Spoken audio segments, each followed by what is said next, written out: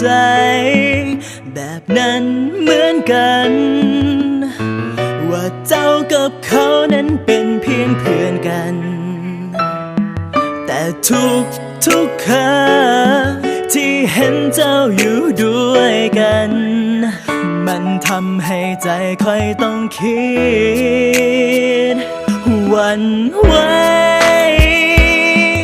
ย่านเจ้านั้นใจอ่อนเพราะความใกล้ชิดของเขาหลายเกินไปย่านเจ้าเพ้อปล่อยใจไปกับเขาก็เลยต้องการอยากขอกันบ่อยากให้เจ้านั้นอยู่ใกล้เขาอยากให้เจ้ากับเขาออกห่างกันทุกครั้งที่เห็นเจ้าอยู่ด้วยกันมันเหมือนมีน้ำมาแทงใจถ้าหากเขาก็ควรบอกกันถ้าบอกคิดยังก็ควรออกห่างอย่าปล่อยให้เขาสนิทเกินไปเพราะใครมันทนบ่ไหวใจมันละแวงบอกใจเหมือนกันว่าอย่าคิดไปเองและพยายามจะทำความเข้าใจแต่การกระท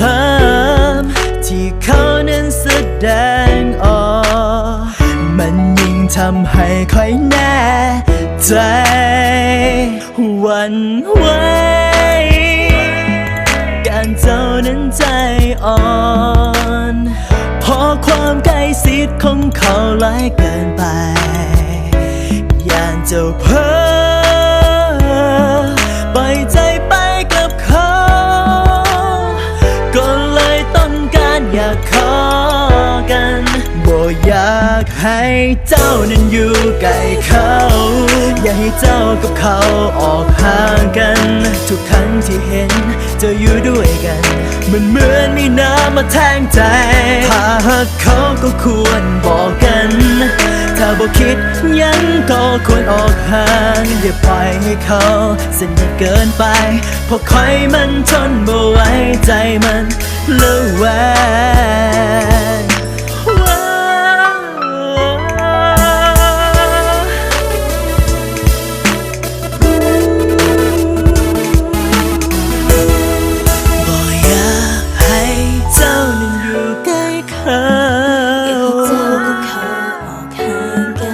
ทุกครั้งที่เห็นเธออยู่ด้วยกันมันเหมือนมีน้ำมาแทงใจถ้าหากเขาก็ควรบอกกันถ้าบอกคิดยังก็ควรออกห่างอย่าปล่อยให้เขาสนิทเกินไปเพราะใครมันทนบ่ไหวใจมันละ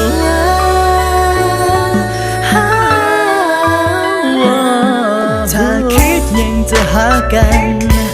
อยู่ห่างเขาเอาไว้